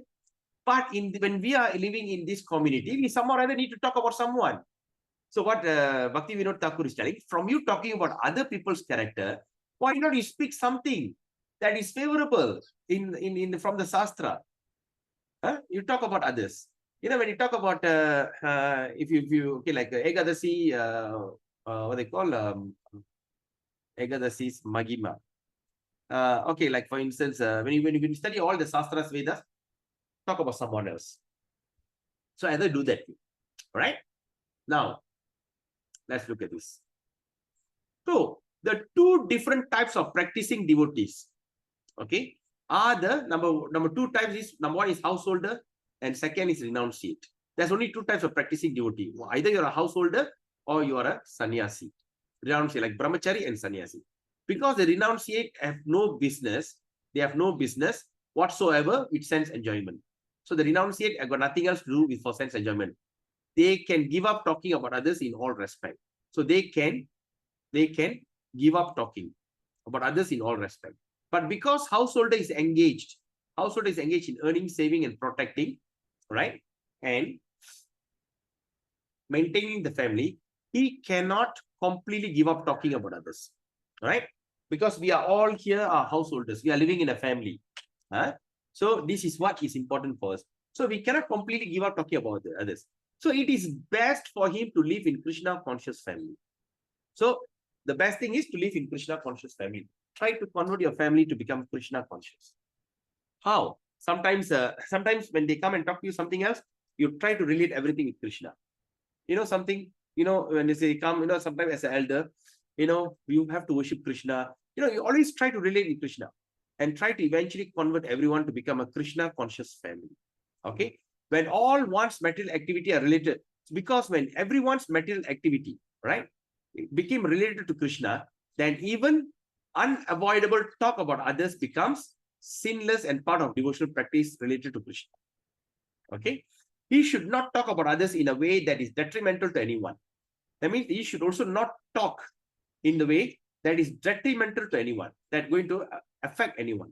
He should talk about others only whatever little is necessary in Krishna conscious family. All right? Even in a family, if you have young children, it's okay. But once you have a grown-up children, and that grown-up children is married with their spouse, they all come for a festival or whatever it is. Very dangerous. All right? It's always better to talk about Krishna conscious anything. So in fact, I used to tell, even for husband and wife, to create a very good relationship with husband and wife. Okay, the husband is doing one job, the wife is doing one job. Okay, so they got nothing else in common to talk. When the husband comes, say the husband is doctor, say he come and talk about medicine, and after that the wife who is a lawyer, she come back and talk about law. I see this criminal. So end of the day, they got nothing in common to talk. So the only thing, and of course we have our children or teenage children, they got something else to talk. Z generation, they're really terrible. So they got something else to talk. Then another child got. So everyone in the family got something to talk. But what is that something very common to talk about when all of the family sit down and speak about Krishna Katha? That's why they say a family that prays together, stay together. Because the prayer is the only thing that have something commonality in the family. If there's nothing common in the family, everybody got their own opinion. Sometimes we say, when you come back home, drop everything outside and come back home. But sometimes you can't do that. Say like you argue with your wife, argue with your boss. Say your boss call you. Hey, the boss start to call you. You are such a fool in front of everybody. And you are quite an egoistic person. How dare he to call me so foolish? You fuming. You bring your car, drive like a mad flow on the road. Come back, park the car. Then come back. The wife said, hi, get out. The children, daddy, kick him out. Then how? So he's got his bad mood. The wife got his bad mood, and the children got their bad mood. Then the house will become war zone. Because once this day is over, this day is over for good. So it's not worth having uneasy moment. So what you should do? Have something. So in the evening when you do Gora Arati, all right, Sandhya Arati, that means all of you got something to talk in common. So then you start to sing Guru Vandana, Sri Guru Charana Padma, Kevala Bhakati Sati. Then after that, Samsara, and after that, what is it? Kiba Jayo Jayo Gora Chandir, Gaura Arati. Then after that, sit down and read Bhagavad Gita. Evening, we should read Bhagavad Gita. You got something in common to talk. All right, the husband will give a class or the wife give the class. I mean, teach the children. Now you should teach it. Then after that, Prashadam is ready. All honor Prashadam. Imagine the tension of the family, tension of the outside world is gone in that district. So that's the thing. So Krishna conscious family is very important. All right. But now you don't feel, oh, my children are not Krishna. Don't worry about it. You have no power to change anyone. The only power that you have is to beg Krishna. Dear Krishna, kindly make my family Krishna conscious. All right. Because when I got married to my wife, she was not a devotee at all. All right. So I had a long way. But anyway, I just be very amicable to her. She wants to be non-vegetarian. I didn't force her. Then I didn't force her to become vegetarian. I didn't this thing. Sometimes I go and join her. I'll be looking, what nonsense she's eating like that. But somehow or other, I pray. Right. So after this thing, then suddenly Lord Jagannath came to my house. Then everything started to change. My mother is like an atheist with DMK, the South Indian, what they call, Karnanidhi, that DMK party. In fact, her group of friends are so crazy. Even after the husband dies, the ladies will be still putting that red sindoor and put a lot of flowers on the face. They don't even want to look like, the one that they have lost loved ones. They're very, what they call, kind of mad people. But today, what happened? After all the prayers and all this begging to Krishna, somehow or other Krishna changed my mother's heart. The thing happened when during pandemic time, where they said the old people not encouraged to go to temple for Govardhan Puja. Old people are not allowed because the pandemic was quite bad. It's recovering. The old people are very vulnerable. So went out, came back. Then suddenly I saw in the altar, my mother made all that mango, cut all the mangoes and put it into pulp and put some. She decorated the entire thing using the fruit. She created her own Govardhan and started worshiping. I came back, I got a shock. Say, what is that? He said, yeah, I cannot come to temple, but I feel like celebrating Govardhan. From where? I never talked to her about Govardhan. I never preached to her because my mother is always like, I and my mother, like, sometimes always opposite. Suddenly she came back. Then after that, my daughter came and told, why not Apata? Why not you come start chanting Hare Krishna? Then she started Hare Krishna and today she's initiated. She's initiated devotee and she's practicing, wakes up every day 3 o'clock and she chants around. And my wife also, which is born into a very hardcore carnivore family. And today she also turned into a vegetarian and she also has accepted initiation. So what I'm trying to tell you here is when we have to create a Krishna conscious children. But that Krishna conscious children, we don't put, oh, you don't follow this, you're fallen. You don't come to Hare Krishna. Don't show any kind of fanatism. I know you're very excited about bhakti, but keep that excitement to yourself. So how you should do, whenever they start to speak about it, just say, I'm very angry. You say, come on, if you're angry, chant Hare Krishna. I tell you, it's good. But you must chant. Don't simply impose the rules. Because when you're going to practice devotional service, your face will start to look divine. You start to look so different. After some time, say after a few months, hey, why you look so different? Why you look so nice? Why I can see such a glow in your face? Oh, because I'm chanting Hare Krishna. I'm doing Bhakti Yoga. Oh, what yoga is that? I'm chanting Hare Krishna. Anybody, for me, you remember my face? Yeah, but now I think you should chant Hare Krishna. Maybe after 2 months, I see your face. Maybe your face also look so divine. How about it? Then try to chant this mantra and try to give them a gift or a book or something like that. Okay, you want to understand more? Read this book. And after that, try to follow up. That's like that slowly. When the children come back to you, oh, I cannot live with my husband anymore. My husband is like so muffin, so terrible, so terrible. It's okay. Tolerate. You're not going to live in this world forever. You're only a temporary occupant. Maybe your marriage life will last 20, 30 years, right? Now you're say 25, maybe you live up to 70. How many years? 35 years only. After that, either one of you will check out. Huh? If you're lucky, also 35. If you're unlucky, even it can be earlier. You know, do you agree that all these are so temporary? See, yeah, no. So in this temporary world, we have to create something which is permanent, that is love of Godhead. You chant Hare Krishna. Ma, you don't talk all this lah. Okay. Then again she come back. That eventually Adimel Adivaital Ammiyum Nagarum. Alright, just like the stone, can be withered by wind. The wind keep breaking, hitting the stone. Some or other the stone will start melting. Alright? Don't make overnight rules in your family, because they are very precious and they are very sensitive. You have to be very careful and tactful. It must be very important. But pray to Srila Prabhupada. Pray to Bhagavad Gita. Keep the Bhagavad Gita in your altar. The Bhagavad Gita will attract people. It's a magnet. Right? People just come and say, why are you keeping the book there? Oh, I'm every day reading the book and I'm so interesting, Said, so can I take it? Just take the book and read. Oh, it's in the altar. So what? No problem. Take the book and read. They just take the book, open, and close the book and put it nicely on the altar. It's considered bhakti. That's one word. Yesterday I was studying about it. We studied that in Nectar of Devotion. Practicing devotional service without realization also has a lot of power. Okay. Anyway, so he should not talk about others without reason. Moreover, when a guru enlightens his disciple on some topic, okay, then unless he's occasionally talk about others, sometimes the guru will enlighten the disciples by sometimes talking about others, right? Others, his instruction may not be clear. All right, let me see.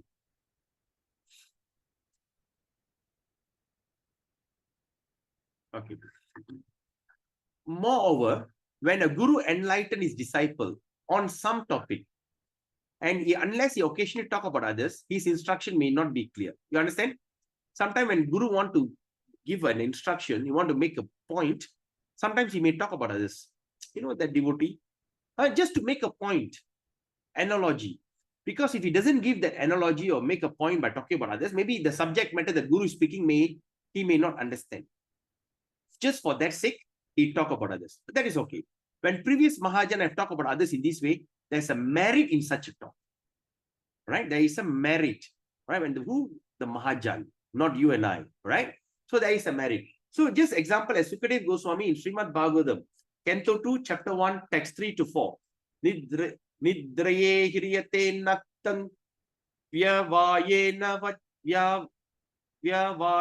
chavavaya charte haya rajan kutumba barane nava.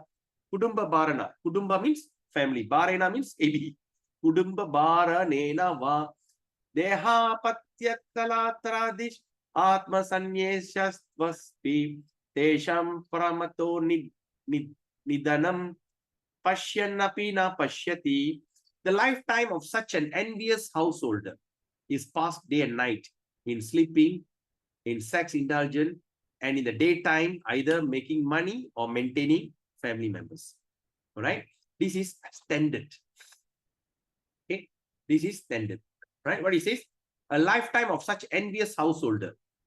Envious householder means what? Against Krishna, who don't agree to Krishna. Is passed at night in sleeping or in sex. And daytime, they go out and making money. They work so hard to making money and also to maintain family members. All right? So person devoid of Atma Tattva do not inquire into problems of life. That means those who devoid, those who have not interested in Atma Tattva, the knowledge of the soul, Atma Tattva, they are not bothered about the problem of life. So being too attached to fallible soldiers like body, right? They are so attached to fallible soldiers like the body. Okay, they want to look good. They go to the gym. They pump the body to look more sexy and more nice. All right. Then they are so attached to the children. All right. They do everything for the children, and they are so attached to the wife. Right. So like that. So that means they are being attached to infallible soldiers. Fallible soldiers mean infallible means cannot be destroyed. Fallible means the one that's impermanent. So impermanent body, children, and wife. Although sufficiently experienced, even that he got a sufficient experience, right? They still do not see their inevitable destruction. That means they have seen that so many, the grandfather died, the father died, and all the family members around, everyone is dying one by one. But still they are still not worried about the destruction that they are on the way. Older Sukadev Goswami talks about materialists in order to instruct his disciple. That means now Sukadev talks about materialists in order to instruct the disciple. So this is an example. So what is the example? So in this verse, Sukadev Goswami is just selling 10 years householder. At the daytime, work, money, maintain family and everything. At night, either sleep or have sex. What kind of life? That means Sukadev is talking about someone. So now, what they call Srila Bhaktivinoda Thakura is telling, even that he talk about materialistic people, talk about others. But he talked for what? To instruct his disciple. To instruct his disciple. And he is not considered a Prajalpi. Okay, he's not under Prajalpa. Therefore, such activity should be considered beneficial. Again, in order to instruct his own disciple, Sri Chaitanya Mahaprabhu spoke about Shido renunciate. In the following words in Chaitanya Charitamrita, Antya Lila. Antya Lila, the last book.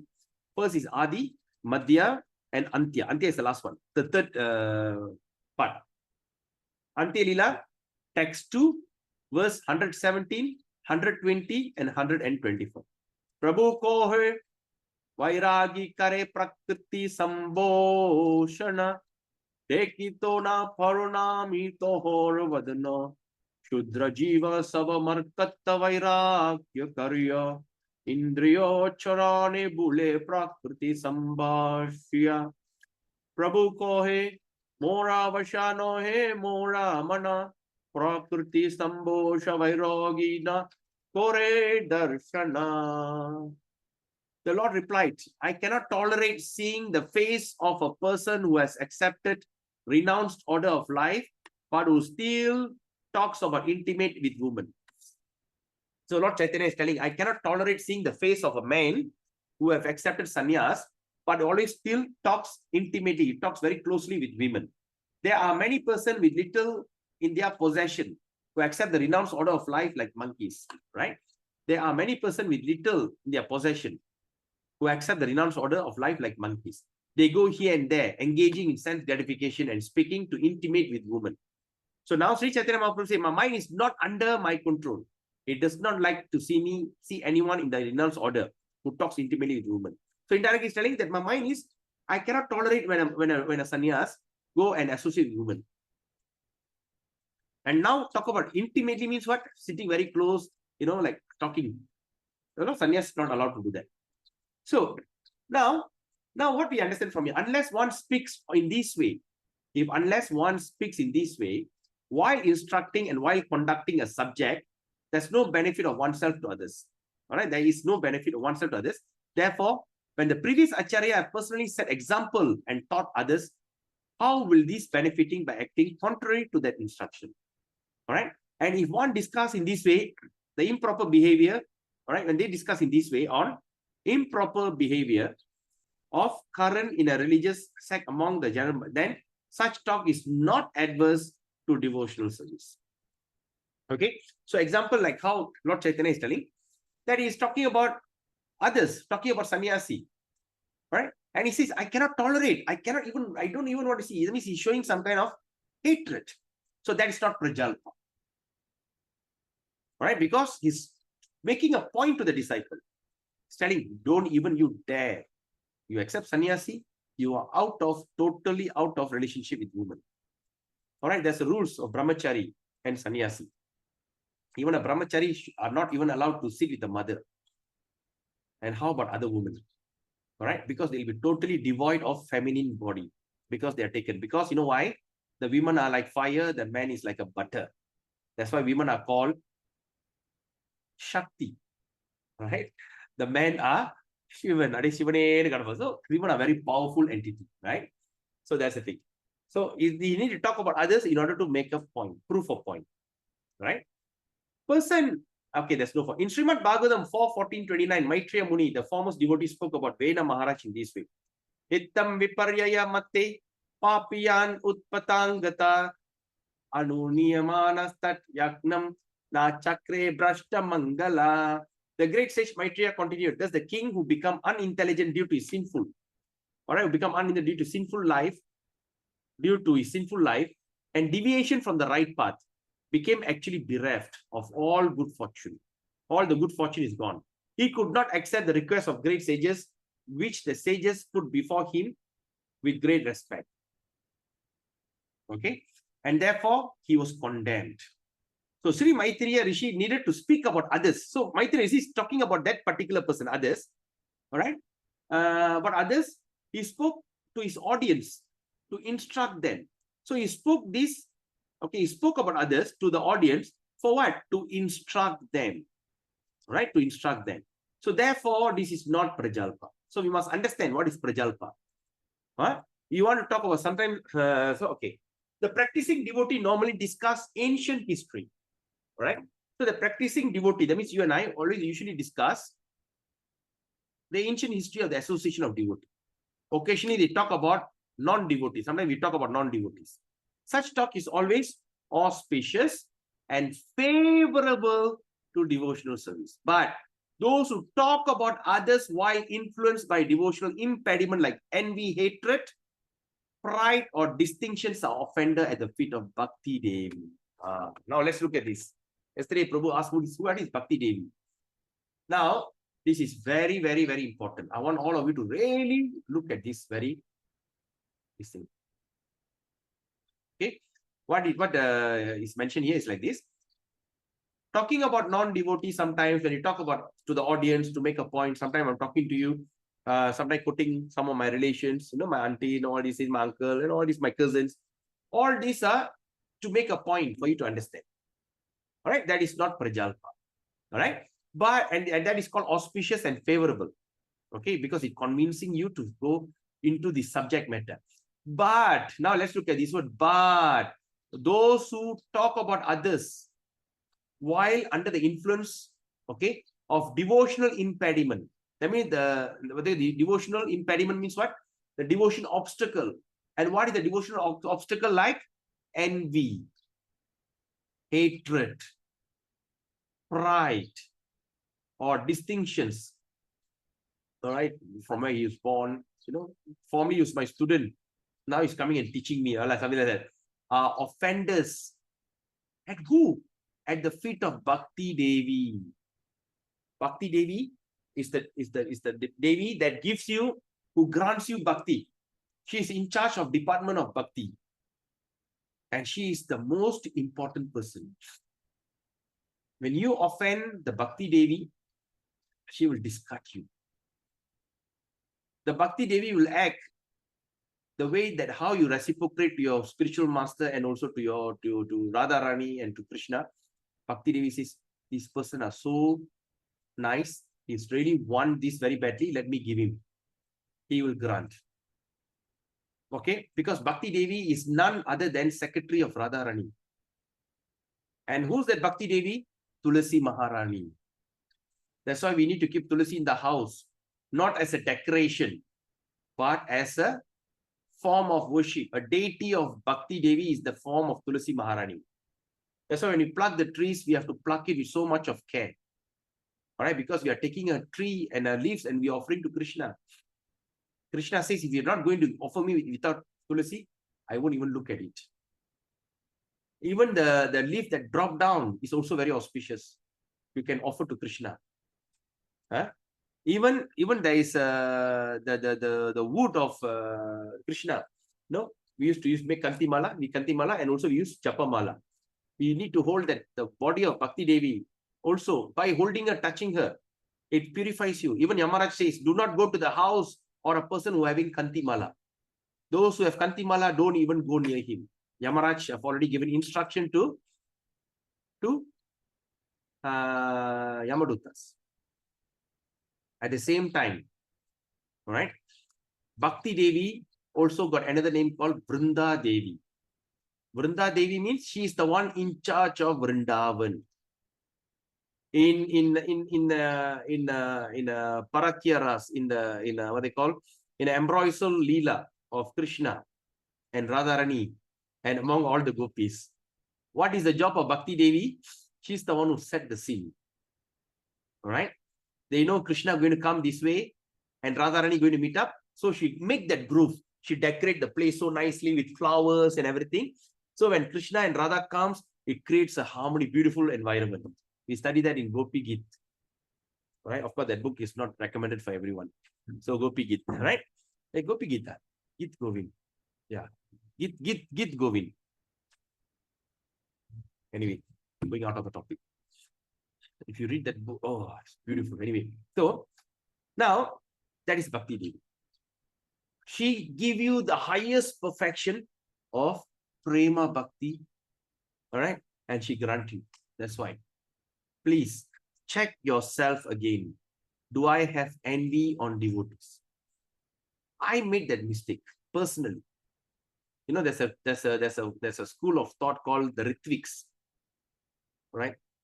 Then there's one particular person which in fact I used to speak about to so many people who knows me. I say, I don't hate anyone, but I hate this particular devotee. But I start to realize why I'm not getting chanting, the taste of japa. Right? So I realized through my understanding, through this thing and discussing some devotees, studying some books, even Bhakti Siddhanta Saraswati Maharaj gave a very nice quote. Don't even criticize a person who's not even a devotee, even a karmi. Sometimes when you look at the Muslims, we criticize them. Why they're destroying the Hindu temples? Why they destroy? Oh, why they're slaughtering the cow in Ramayana? You know, on this Kurban. Why they need to kill the cows and all? Sometimes we criticize them. Oh, they are this, they are that. You know, like in America, they are maintaining a huge slaughterhouse. So don't be angry or hatred. Don't be hatred to anyone. You know why? Eventually, that person will suffer the consequences, and eventually he will get a chance. He will get his bhakti. He will become a pure devotee of the Lord, and he will definitely go back to Godhead. Maybe he's going to be a pure devotee, maybe in another 500 years down the road. 500 years down the road. That means he's going to be a future pure devotee. We don't take that risk at all. When we look at in our lifetime, we have done every sin. We have taken birth in every form of body. We have born even the worm in the stool. When you go to the stool, or if you see a fly that sits on the stool, when the dog stool is there, you see one fly, go and sit down there and enjoy the thing and sucking the juice from the stool. You have done that before. When you look at the fish, you have done that before. You see all kind of sin, right? You have been once extremely sexually addicted before. You have been terribly a meat eater before. You have done everything, just name it. You have gone through all that, right? You have killed a cow before, and you were born as a cow and you got killed before. No, you have eaten a fish alive before, and you were eaten live when you were a fish before. We have gone through everything. Maybe in 500, 1,000 years ago, maybe I was an extremely sinful person. But somehow or other, by the mercy of Krishna, Guru, and all this, I don't know what little punya I did. I came into this devotional service. And maybe I'm going to take another maybe 10, 20 birth to go back home, back to Godhead. But still, the path is already there. So don't take any risk. That's why Bhakti Siddhanta Saraswati said, never speak anyone ill because your back itself very dirty. Because we have imperfect senses. So remember, you have hatred on someone, Bhakti is love, right? The darkness and the light cannot merge. If it's dark, it's dark. If it's bright, it's bright. There's no such thing. The darkness and the illumination stays in the same room. Cannot. Only either one. Similarly, when there's hatred, there's no love. Period. The hatred towards nation, the hatred towards the prime minister, the hatred towards a fellow Malaysian human beings, the hatred towards your enemy, the hatred towards your family members, all these hatreds will not allow bhakti to come in. Because when a little bhakti love enters your heart, all this hatred will fly away. So the hatred will try to protect it itself. Okay? Envy, hatred. And third thing is pride. Pride is what we have understood, fame. Pride means you want fame, name and fame. It is equivalent to the stool or distinction. You know, I am this, I am that. Who are you? Who are you? So it's a kind of false ego. And And all these characters, envy, hatred, pride, or distinction, are the offenders at the feet of Bhakti Devi. Right? Because we are studying the detailed studies of nectar of instruction. It's not nectar of suggestion. It's not nectar of opinion. It is nectar of instruction. We have to check and balance, right? And it's not worth taking the risk. Please worship Bhakti Devi, Tulasi Maharani every day. First thing you wake up in the morning, you take your bath and everything, go and worship Bhakti Devi, right? Just offer a little ghee lamp, or if you can't, just offer water. And take the dust from the lotus feet and put it on your forehead. Because Bhakti Devi is Vrindavan. You are not staying in Vrindavan. You want to create Vrindavan? Worship Bhakti Devi. Right? At evening, also worship. I know a person, I was astonished to see one house when we did Sankirtan last time, many years ago. They built a big Tulasi Maharani, that stone, in the entrance of the house, until they cannot park the car inside. They're made of stone, you know. They just, if you enter the place where you park the car, if she built this thing, all the car there, she only park outside. I said, wow. And the way she worshipped the Bhakti Devi, my God.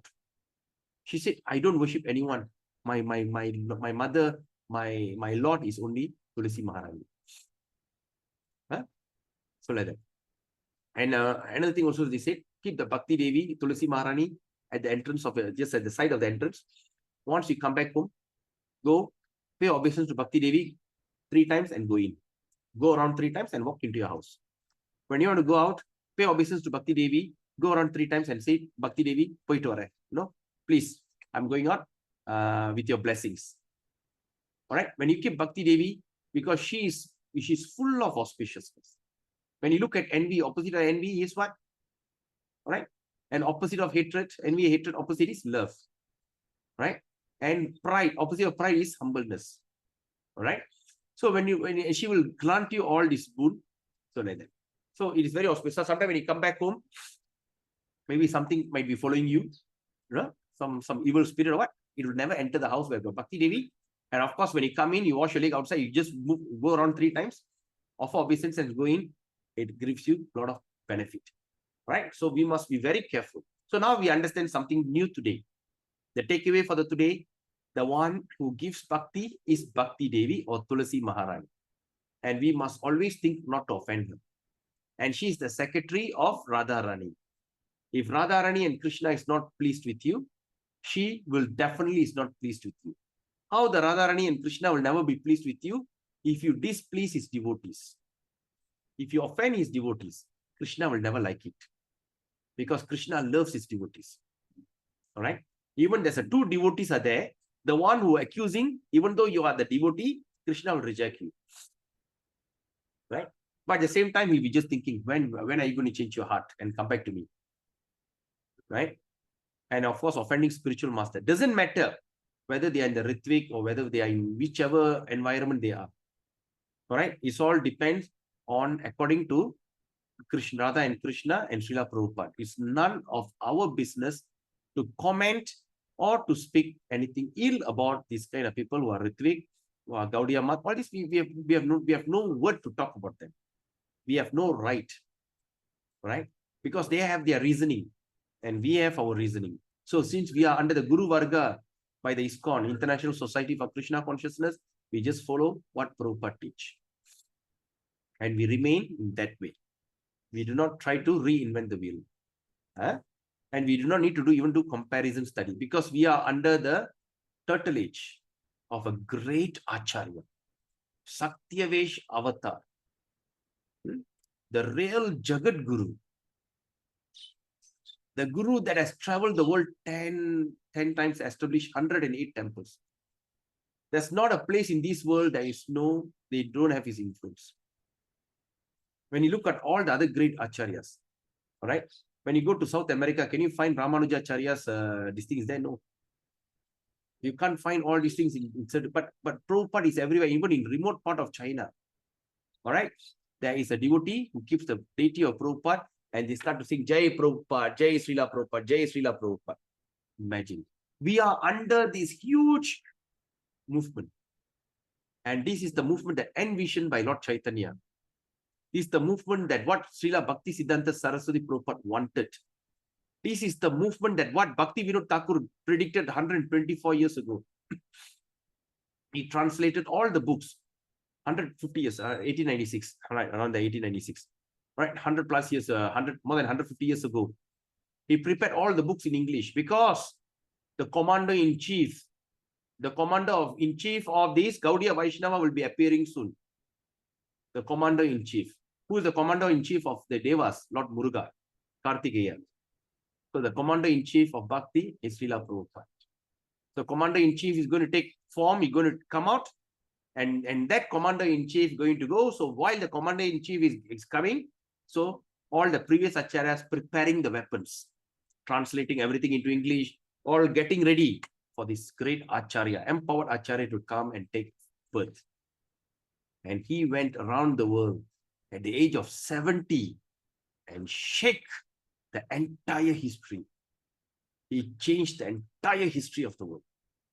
And his greatest achievement by changing the heart of the hippies, who are the lowest of mankind. And we are under that movement. So we have no time for that. We are also part of that rejected ones. And now we got that opportunity. In Kali Yuga means what? The rejected people. There are those who cannot survive in the Satya Yuga. Given an opportunity Satya Yuga, no, you're rejected to Satya Dwapara. And after Dwapara, Treta. And after Treta, now you are pushed to the last part. Right? We are the rejected ones. All the rejected items were thrown into a pasamalam for cheap sale. So we are the one. And now we got that highest perfection of how we can achieve the highest bhakti. So now we have already got that opportunity. Don't ever waste it just because of little envy, little hatred, and what they call, and little pride and distinction. All this no need. Right? Your envy and hatred because of the gross body. I don't like to see your face. That means I don't like to see your face, your gross face. Right? Pride. What pride can we have? You know who am I? Oh, see, I'm a millionaire. Oh, okay. That's why Krishna showed me the best and the worst of that business world. I became a millionaire age of 27. I made my first million age of 27. 28, 29, 30, I became a multi-millionaire. And 33, Krishna gave me a tie slap and took everything away from me. When I was rich, I started to see huge, fantastic life. I was extremely pride.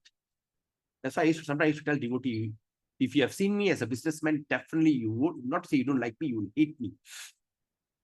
You know? So I think that was like floating, you know. I see one property, purchasable.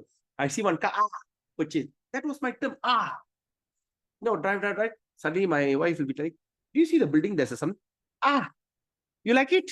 Let's go and buy it. That kind of arrogance. Oh my God. And Krishna took everything away. Until today, I was sitting and wondering, the way I failed in my business, it is not out of my foolishness. Because I was born in this business. I'm a third generation doing this business. There's no way I can fail in that business. But Krishna simply took away everything. I'll give you one good example. I drove the truck in Japan. I drove personally. And I dismantled that part. And I opened the gear, I checked the gear. The gear is very highly priced gear. Sometimes when you buy the gearbox, you don't know what's the quality of the gear. When I took out the gear, I said, my God, this is jackpot. I put it back, I tie it, and I seal it. I put we got our own coding. I put the mark. And I personally took that gearbox and load into the container. And the container sealed. I sealed that container. When you seal the container, they give you one code. Right, that code. That means once you come to Malaysia, we have checked the code, whether the seal is open or tainted or what. And they gave me the thing in Japan. We are not talking about any other country, you know. In Japan, so I took the thing and they packed the container, and the container arrived in Malaysia. Before the thing arrives, I have to check the seal. If not, I claim insurance. Right? So sometimes I saw the seal number is there, serial number is there. Then I saw the serial number is there. Then because I take photo, I check with my photo. Everything's numb. Then I take the big the cutter. I cut the seal. Open. Then I open. I saw that all the parts exactly the way I because there's a marking. I used to put exactly my marking, my writing. Then take the thing, everything out, put it out. Then I told my worker, first thing, remove that gearbox. Gear. Because sometimes when people come and buy one shot, I lose it. Remove that gear. And you know what happened? Open, remove that gear, and it has 61, they call tooth, 61 layer. Okay, we call tooth. All that 61 tooth broke into pieces, crushed. If it's break, is different. It's crushed. It became like what they call, became like a dust, all broken. What a shock of my life! How can that be? Took out the engine, start the engine. Suddenly there's a crankshaft. Suddenly broke and went out. The whole engine broke. So imagine. Then I start realizing. Now I start realizing. This is all Krishna's mercy.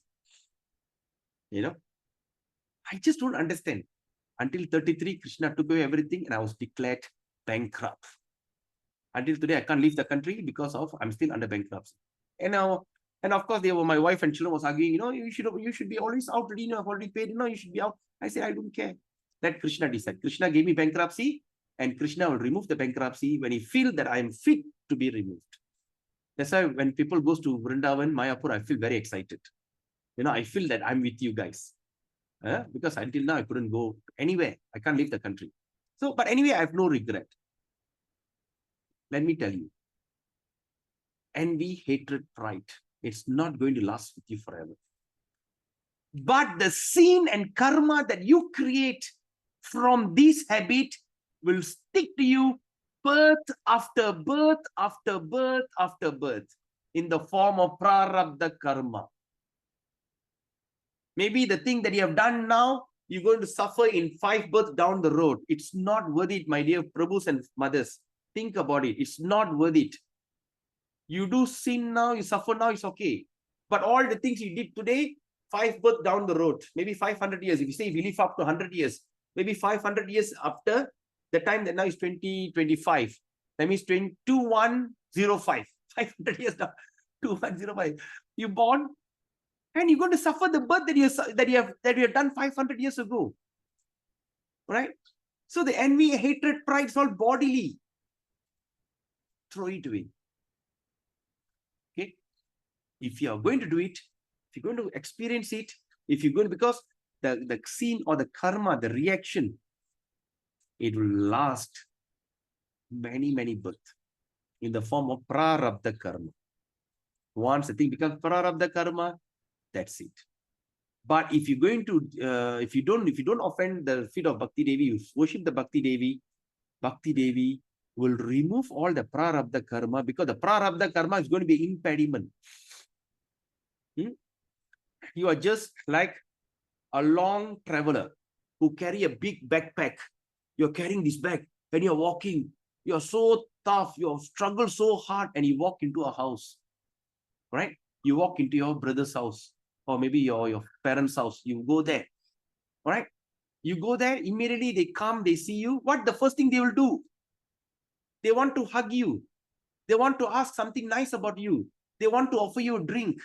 But what is the first thing they have to do? They will help you to remove your backpack. And some will take your handbag, this thing, and another person will take the bag away from you. You have to remove all your burden. And then you walk into the house as a free man and start to appreciate the loving reciprocation. Similarly, once you have taken up bhakti, the Bhakti Devi will remove all the burden around you so that you can enjoy the bhakti in a pure way. And that is called prarabdha karma, and all these karmas all be removed. Because Bhakti Devi wants you to enjoy the relationship with Krishna. So be very, very careful. Prajalpa, talking about others for the sake of improving ourselves, that is okay. But for the sake of just to try to prove, try to show off and all this, it is really not worth the attempt, because it's going to destroy all the things that you have accumulated. All right. All right. So now we have already done up to the level of, right? We are talking about others. Talking about others means argument and everything. So tomorrow we're going to start from debating. Okay, what is debate? Okay, now we talk about others done. So now tomorrow we're going to continue with the topic of debate. Okay, what is debate? Is why debate is Prajalpa, and what is Prajalpa debate, and what is non-Prajalpa debate will be the topic for tomorrow. Okay, so now it's 10:59. With this, we end the session. So we open for questions. Is there any questions? Any comment? Anyone who have the book, can you just mark the thing? In which page is debate? I hope you all got a book with you, right? Prajalpa. But my book has got no page numbers, Prabhu. Yes, Prabhu, Oh, no pain. Page 10, huh? Is it page 10? Prabhu, when we print, we don't put the page number, Prabhu. Oh, it didn't come with the page number, huh? It doesn't come unless you start numbering. Yeah. You should number, Prabhu, because I've numbered my page. I only mark with the marker, Prabhu. Right. Page 12. Page 12. Page 12. Okay. So under the page 12, okay. So speech in the form of blasphemy. Okay. Page 12. Oh, debate. Okay, it's here. Right. That's my pencil. So please mark that page. So tomorrow we continue from there. Debate. Okay. So now, tomorrow is Saturday. Okay. So tomorrow is Saturday. Do you think that we do the session in the evening? Is that okay? Because tomorrow morning I need to send my son. Of course, his tuition, everything started. So I mean, his class, he got Saturday class. I